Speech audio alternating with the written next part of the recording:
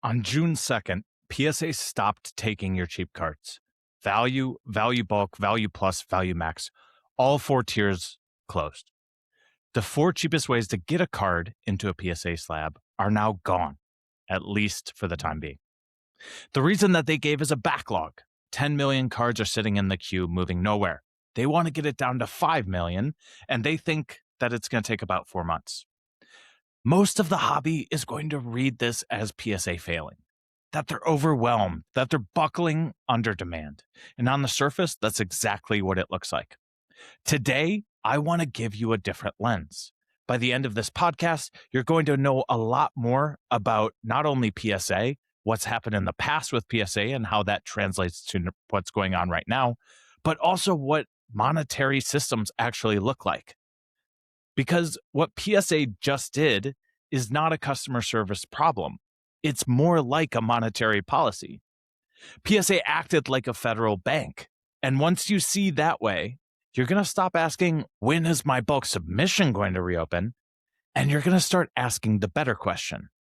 What's going to happen to the price of everything else? Here is the thing that the Federal Reserve actually does. Strip away the press conferences and the jargon. The Fed controls the supply of money. That's the lever that it pulls on. When the economy runs too hot, the Fed does not call up every business and tell them to calm down. It can't do that. What it can do instead is to make money harder to get. So it raises the cost of money. It slows the supply of money that it puts out into the marketplace, and the whole system cools because everything downstream runs on that supply from the Fed. That's the entire trick of our monetary system today in America. You don't control demand directly, you control the supply of the thing the demand is chasing. Now let's look at cards for a second.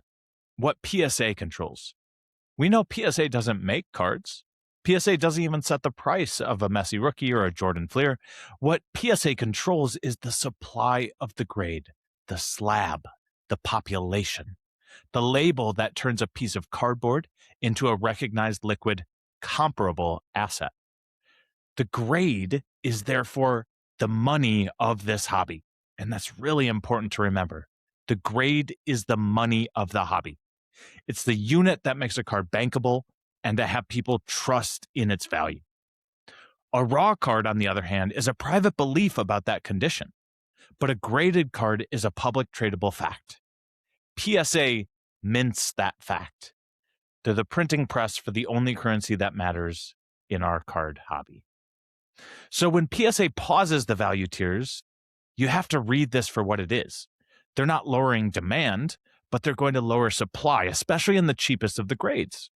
They raised the floor on what it costs to turn a card into money, and the cheapest open door now is a regular service that's $80 a card, plus shipping. In central bank terms, PSA just gave us a rate hike. This is the hobby's central bank tightening.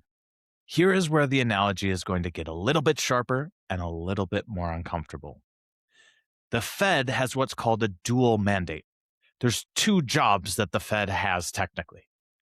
Maximum employment on one side, stable prices on the other. What's happened historically is if you push for growth, then you risk inflation. If you crush inflation, then you risk recession. The Fed lives inside this tension forever. Every decision is a trade between those two. Growth, and inflation. Now, PSA has its own dual mandate, two jobs that pull against each other. Job one is processing volume. Every card that comes through that door is revenue for PSA. The business wants that queue full. More submissions equals more fees equals more growth. Job two, though, is the integrity of the grade. The whole reason a PSA slab is worth anything is that the standard means something. The grade has to be scarce enough and trusted enough that the market pays a premium for it over Beckett, over CGC. Those two jobs for PSA are also at war, just like the Fed. You maximize volume of those cards coming in and you grade everything, the standard gets diluted and you end up where we've been for years. We've talked about this on this very show. PSA went from grading a few 100,000 cards a year when they're basically a coin company back in the day to grading millions of cards during COVID. The PSA 10 supply inflated something like 8 times off the pre-COVID baseline. This is grade inflation. We have many more PSA 10s than there were before COVID. This is exactly like when the currency gets debased when the Fed keeps printing money. When PSA prints that many 10s, the 9 stops meaning anything. And we've documented exactly what that did to the PSA 9 across a few sports, especially in ultra modern. So today, what did PSA actually choose? They had a backlog. They could have raised prices across the board and kept every tier open. They could have printed through it. Instead, they closed the cheap door, and they're protecting the integrity of their standard. For the first time in a long time, PSA acted like the side of the mandate that cares about the currency, not just about the side that cares about volume. Whether they meant it this way or they were just drowning, the effect is the same. They tightened. Now, you may be thinking to yourself, you're talking out your ass. This is all very theoretical. But we've run this experiment before. The hobby has 2021, 2020 before it, and 2022. So we know what happens. We're in the midst of this kind of tightening from PSA, what had happened to bring it about, and what happened afterwards. See, in the March of 2021, this exact same thing happened. PSA was buried. Their backlog was estimated to be at 10 to 12 million cards. Sound familiar? On March 30th, 2021, PSA did something far more aggressive than what we've just experienced this past month. They suspended every tier below Super Express. That's $300 a card. That move cut off something like 98% of incoming submissions overnight. So now we get to ask the analyst question, what happened next? The first thing the 2021 case teaches us is discipline about cause, because the market did crash in late 2021 and 2022 for cards. But here's the honest part here. Most of that crash might not have been the grading pause. There were macro reasons for this. We had had stimulus before, rates had gone up, and a lot of people were worried about what was going on with COVID. When COVID ended, though, those floodgates were opened, the economy started back up, and people went more about their normal lives. We lost the speculators who treated cards like a liquid trade. This was a demand-side correction, and it would have happened whether or not PSA touched a single tier eventually. So I can't sit here and tell you a clean story about how the pause of PSA grading crashed the market. It didn't. That would be lazy, and y'all would all call me out on it, I'm sure. But what the pause specifically caused was narrower and far more interesting. First, the slab flood. PSA did not stop grading during the pause. They stopped intake and turned all their capacity onto the backlog. So the supply of graded cards kept growing behind closed doors. Meanwhile, a lot of the speculators left, but then that backlog that had been graded got released into a wave, into a market that was already cooling. Delayed supply then hit falling demand. A Griffey rookie in a PSA 9, the population grew double digits while its value was actually falling. Hence, the supply showed up exactly when the market could not absorb it. And here's another thing I want you to sit with, the raw to graded parity. In the year after the pause for modern cards, the premium on a PSA 9 over the raw card collapsed. In some cases, the raw card traded higher than the graded 9. Think about how strange that is. A graded, authenticated, condition-certified card worth less than the same card ungraded. Why would that ever happen? Because of option value. A raw card is a live lottery ticket. It might be a 10. The raw card is both a 10 and not a 10 until someone grades it. And the market pays for that maybe. The PSA 9, though, is a settled answer. That maybe is gone. So when the slab flood filled the market with settled 9s and the cost of grading had jumped, the math flipped. Buying a finished 9 became cheaper than buying a raw card and paying to grade it yourself. So the grade stopped being worth the trip. When you tighten the grade supply and then flood it, the cheap end of the grade stops being money. It becomes a cost. So is this the same situation we have in 2026? Where does the tightening hit the most? See, in monetary policy, when the Fed tightens, it doesn't hit everyone evenly. It hits the marginal borrower first, the loan that only worked when money was free. When PSA tightens, though, it hits the marginal card first in the same way. That marginal card is precisely the type of card you're sending in a value bulk order. The 80-cent base card or the $5, $10 base card. The grade it and pray modern trying to eke out a little bit of value. The submission that only made sense when grading costs $10 and you could send a brick of them. The marginal card is kind of like the low end of this market, and we've been telling you for months where the low end sits. In this top-down cycle, the high end is up near its all-time highs, while the low end is sitting way below, somewhere around the low 40s or 50% of its peak. I thought that perhaps we could get a flip on this and we could start getting some more movement in the low end as more people came online, but PSA just made it economically irrational to grade the exact cards the market did not want graded. In this way, the supply structure thesis and the central bank analogy land on the same square. The pause is a supply shock aimed straight at low end, and the low end was already weak, almost crippled. You're not getting a crash here, really. This might just be the impetus to have people stop sending in that low end stuff. And it may actually lead to the recovery of the low end in the long term. Now, they say history doesn't repeat itself sometimes, but it does rhyme. And if 2021 rhymes with 2026, here's the second order move to watch. The cheap grade might not disappear, but it might migrate. In 2021, when PSA closed the door, the volume didn't vanish, but it went to competitors. SGC had a historic run. CGC started moving, tags started popping off, and now this could be the impetus to have those things start popping off again, especially CGC, which has been going gangbusters over the past year and a half or so.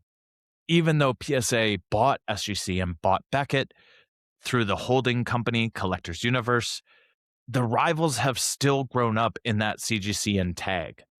So trying to rhyme with 2021 might be difficult, and this might just be where our analogy with the Fed breaks, but I think the break is the most important thing in this episode. So I've spent this whole episode telling you that PSA is like the Fed, and now I'm going to tell you where that comparison fails, because if I do not, I'm going to sell you a clean line instead of what the truth is. The Fed is a public institution. It has a legal mandate written down, and it's held accountable for this. It's supposed to act in the interests of the entire economy. And when it fails at that, there are hearings, there's oversight, there are votes. You can hate the Fed, plenty of people do, but it answers to something outside of itself. PSA answers to PSA. It's a private company. Its parent owns the top 3 graders of the hobby. By most estimates, that's well over 90% of the graded market under one roof. When PSA tightens the grade supply, it's not balancing a dual mandate for the good of the collectors. It's making a business decision for the good of the business. And those two things, which help PSA and what helps you, are allowed to be the same right up until the moment that they're not. This is the actually most unsettling insight here. It's not that the hobby has a central bank. It's that the hobby has something with a central bank's power over their supply, but none of the central bank's accountability. There's no mandate, no oversight, just a queue, a price sheet, and some press releases. So when PSA says this pause is, in their words, a structural defense of the future we're building, you're allowed to believe them and stay awake at the same time. It can be a smart operational move and a reminder that one company decides what your cardboard is worth to convert into money. Both are true. In summation, what's happening now with PSA happened back in 2021. And what we saw after that tightening of the supply chain in the hobby in 2021 was a rapid fall in the market for cards. This might be different, but it also might be very much the same. There's usually some impetus that affects the bull market at some point and makes it turn into a bear market. Another point I went over, one of the most important parts of PSA halting these submissions is that supply is going to dry up. The raw to grade strategy of buying a raw, sending it to PSA, and then selling whatever grade it was is one of the most efficient money-making parts of the hobby. That's now off the table, which means the speculators are going to start leaving the hobby in droves in order to search for greener pastures. On the way, we talked about why the PSA 9 is often not as expensive as the raw. It's kind of like a Schrodinger's card situation where it could be a PSA 10, it could be a PSA 8, but you don't know until it actually gets graded. And the final thing to summarize here before I close is it's so important to remember that what PSA is doing is under their own volition for the good of their company, but it does give us a very clear indication of where we are in the market. When they believe that they can't handle the volume that's coming in right now and they put a pause to thing, that breaks a lot of things down the cycle that the speculators who are driving a lot of the market volume have come to depend on. So here's what I actually want you to do with all of this information. You don't need to watch the backlog ticker. The reopening date is not going to be your signal. The signal is what the tightening does to the spread. Watch that gap between raw and graded on modern cards over the next few quarters.